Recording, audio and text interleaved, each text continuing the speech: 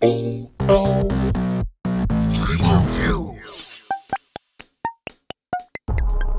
Yo, what up y'all, IntraVenus here, back with another episode. Today we are taking a look at Anbernic's brand new handheld device. This is the RG Slide.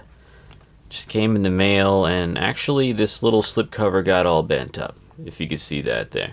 So I guess the slipcover slipped halfway off, or a quarter of the way off in the packaging, and it got all squished up. Aside from that though, that was a pretty nice looking little outer layer. Look at that box. Wonderful. Every time I get an Anbernic handheld, the box is a little bit nicer, the packaging in general, a little bit nicer than before. So here we had a slipcover, we got that nice opalescent Anbernic thing. Ooh, what, did they send me a letter? Oh, this is cool. It's like I won a Grammy or something. Let's see. Who's the winner? Oh, it's just that's a screen protector. Well, that's cool. That'll probably be useful because this thing's got the screen showing all the time. Look at this. Ooh, it's all felty.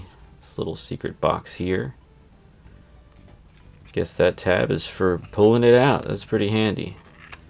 We got, what do we got in here? It looks like the USB-C cable, but we also have, some little nubbins. These are some little caps for your analog sticks. I never use those, honestly. Never. Ooh, this is nice. Look at this. Whoa, what the heck is this? Is that a screen protector too? A lesser quality one? This is it though. Whoa. Yeah, this is freaking wild. They got it wedged in here all nice and secure. The RG Slide. Ooh, it does have some weight to it. I've heard about this. I've been looking into this handheld since before it came out, ever since they started talking about it, teasing about it. And supposedly they have one coming that maybe is a dual screen too. That would be awesome. This thing is pretty sweet. I love the black. It comes in white too, but I didn't want to see the bezels on the screen. I like the black. And there's the slide. This is very unique. The buttons feel nice, all like kind of regular size. This is really nice. Let's turn this baby on and see that welcome screen. Ooh. Anbernic, Anbernic, Anbernic. You've done it again. Shiny. They actually did it. Anbernic made the spiritual successor to the Sony PlayStation Portable Go. It's funny, the PSP Go was largely hated upon when it was first released, and it was very ahead of its time. This little guy doesn't have a disk drive. In fact, my specific PSP Go here, it's modded. It's thicker, and it has a PS Vita battery in there. I did this because the PSP Go is so slim that it is actually very uncomfortable to hold in the hands.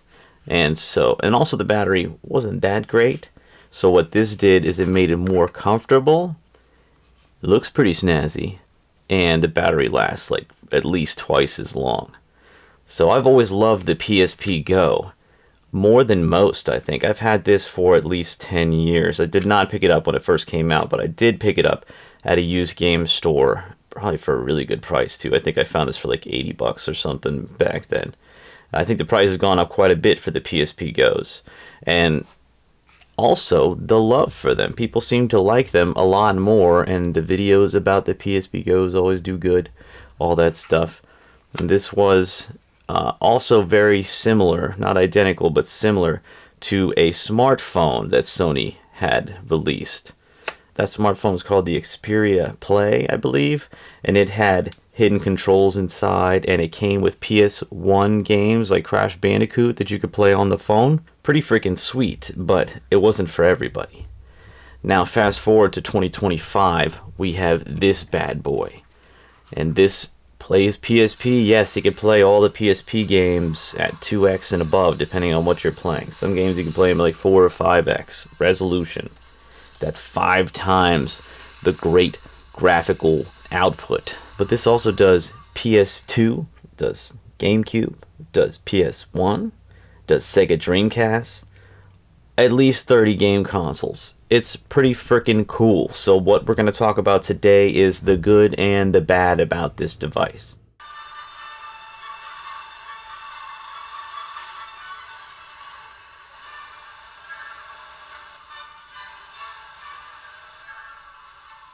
Now, when this handheld was announced, they started doing videos about it. I saw a lot of people complaining about the size of the screen. They're like, why'd you go with that aspect ratio? You ruined it for me. They wanted it to be more of this widescreen aspect ratio, so it'd be just like the PSP Go. But then you know what? All the other game consoles that you'd play on there would end up having black bars on the side, and this thing would be far wider, or the screen would be smaller.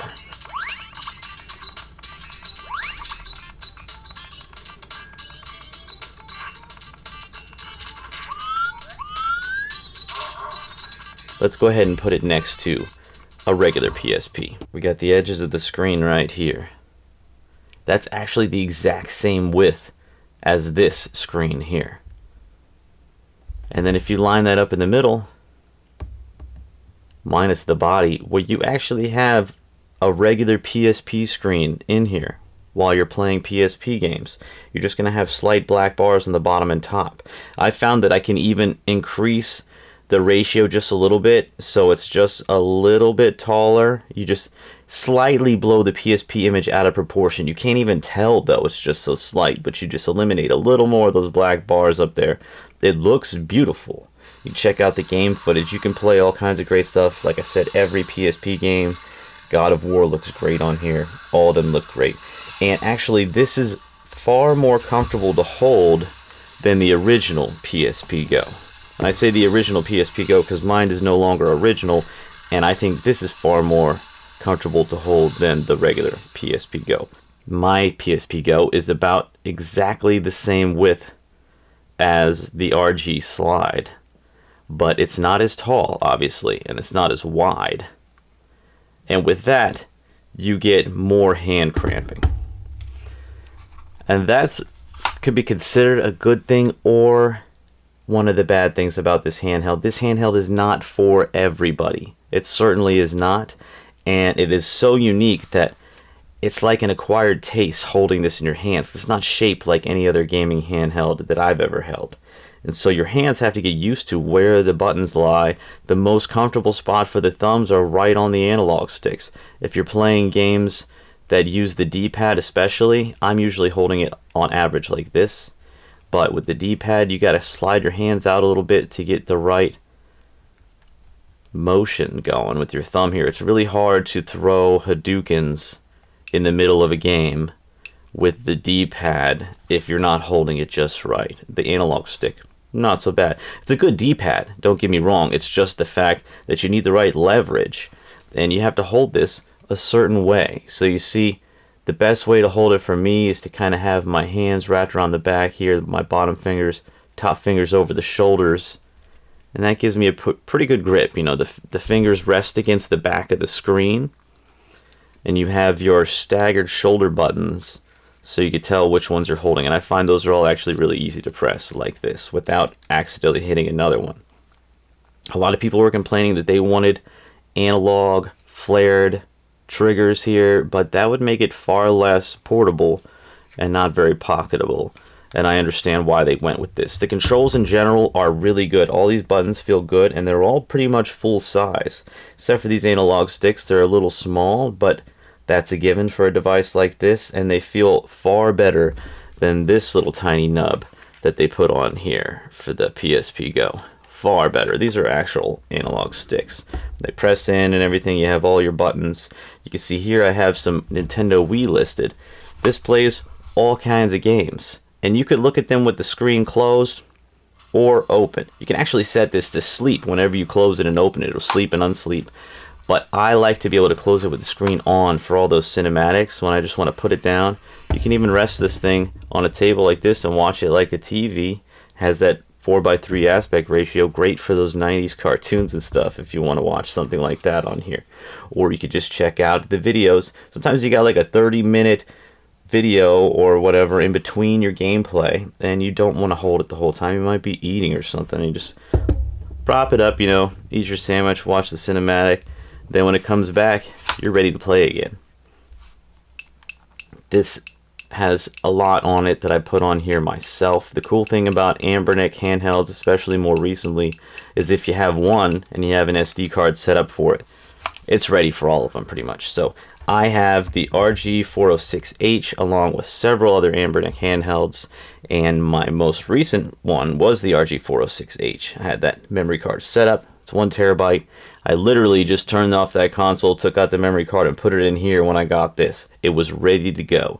The only thing I had to do is reinstall Emulation Station and scrape all the images and stuff. Unfortunately, when you do the transfer, it's not going to transfer over the box art and the gameplay demos that you may have downloaded with your scraper. So you will have to scrape those again. But aside from that, it's ready to go. I mean, you could play the games right away. I bought my Anbernic slide without a memory card for that reason, and also for that reason they don't have the built-in retro game OS, or what would you say, it's a launcher. Instead, you could set up your own launcher here. So I have it set, so I hold this, I can go back to Android mode, and then I hold it again, I can go back to Emulation Station. You can actually set that up seamlessly in the settings on this device, and then you can change it right here. This is just the on and off. You could turn off Emulation Station launcher right there, ready to go. It's really cool, really handy. Cola, Musket Buzz Cola. You also do not have the lights around the analog sticks, which they've been putting on a lot of handhelds lately, and I actually appreciate that. I don't really care for the lights. I never use them, usually turn them off. I'm not trying to put on a light show. I'm not trying to impress anybody near me. Hey, look at my handheld, you know? I don't need it eating up extra battery, so that's just fine for me. Another thing we need to talk about here is the ventilation system, because that is one gripe that I have. You see, they put the intake right here, and then the hot air comes out here on the bottom, and I'm sure they did that instead of the top because it would be heating up the screen. This is the metal panel. Instead, they have it coming out the bottom. The thing is, if you have this laying on its back, which you might fairly often in between playing, you put it down for a second, if that fan's going, it's now covering the intake, and also the bottom could be covered too. It is at an angle, so if it's on a table, it's still going to blow out if it can get any intake, but it will not if it's on like a couch or something, because that'll kind of form fit around the side. Suddenly all your vents are covered. You could overheat the device maybe. Fortunately, I don't think it's going to be chugging too hard if you have it set down. Maybe it's polished or something, but something to consider there. This screen is awesome. It is the best screen that Anbernic has ever put on a device. In fact, let me go over the specs here right now. These do get sold in black or all white. I went with the black because you cannot see the bevels and it looks more just clean on the top of the handheld. This thing has a 4.7-inch LTPS in-cell display with OCA full lamination multi-touch. It's 1280 by 960 resolution, and it has a maximum refresh rate of 120 Hertz. That is way better than their other handhelds, and that means that you're going to get less ghosting and smoother visuals with all your emulation. The CPU on this is the Unisoc T820 processor, and it's got a 6nm EUV 5G SoC chip with an octa-core, all kinds of numbers here. And this thing is powerful. I don't even know what all these specs mean. It's got a quad-core Mali G57, 850 megahertz, has 8 gigs of LPDDR4X RAM, and it comes with 128 gigs of storage built in. So you also have that in addition to whatever micro SD card you choose there.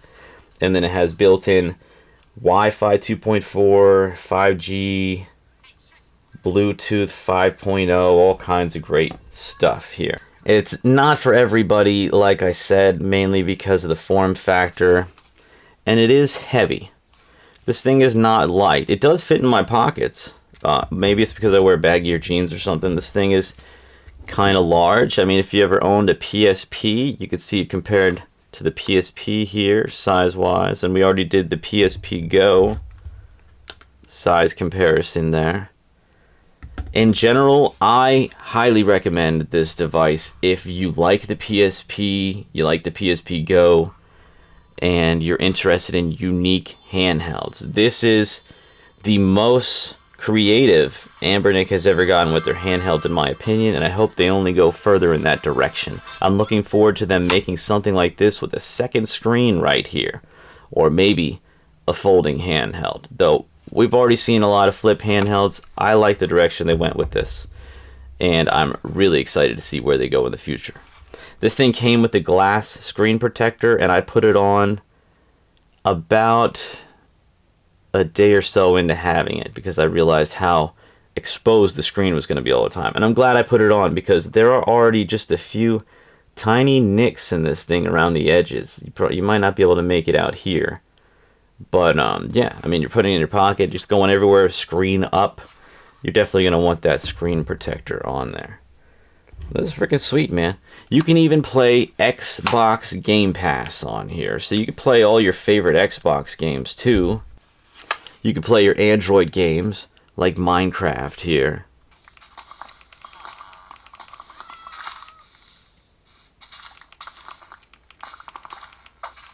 I'm just going to break everything. This thing's got a lot going for it. If you are interested in picking one up, I'd recommend going to the Anbernic store. They're $185, which some people say it's kind of steep. Well, when you consider all the components that are included in here and the price of, like I mentioned, the RG406H has very similar power, not as good of a screen, different form factor. That's only like $20 cheaper than this. So, you know, you gotta weigh out what you want most in these handhelds. They have a lot of options at Anbernic. They can all do a lot of this stuff, but none of them are shaped like this. And nobody has made a slide-out handheld like this since, I think, the PSP Go. I mean, it's very nostalgic of those older slide-out smartphones that had the keyboard right here.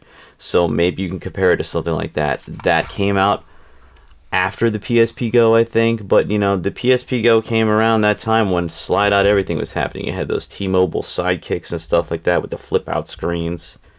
Pretty wild, y'all.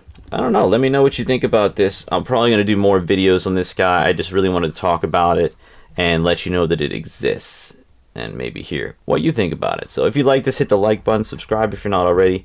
Really helps me out and encourages me to make more videos. I got a lot more coming. Got more on the slide coming. I got more Pokemon ROM hacks coming. And that's including this guy's next, Super Mario Mon. And, you know, I'm trying to branch out a little bit, y'all. I'm trying to do a little bit more than just Pokemon ROM hacks. And I got a lot to talk about. We're doing game collecting videos over here, all kinds of stuff. Maybe I'll get into Spawn figures again. I could talk about that again, too, if y'all are interested. So much to do, so much to say, but until next time, I'll catch you on the next episode. Peace out. Well, that was just childhood. We were all there together, and in denial would play like it was forever. And in the tall woods, we'd stay out of the weather like it was all good. Every day we made it for pleasure. We were saying whatever came to our minds, plain and simple like I said. The